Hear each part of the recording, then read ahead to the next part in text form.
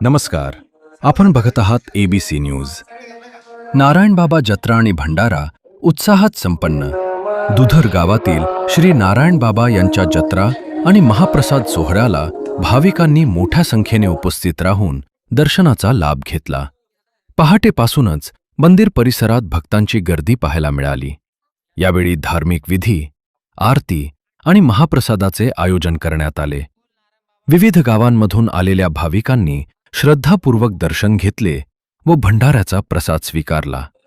जत्रा परिसरात शांतता व सुव्यवस्था राखण्यासाठी ग्रामस्थ, स्वयंसेवक आणि संबंधित यंत्रणांनी विशेष व्यवस्था केली होती.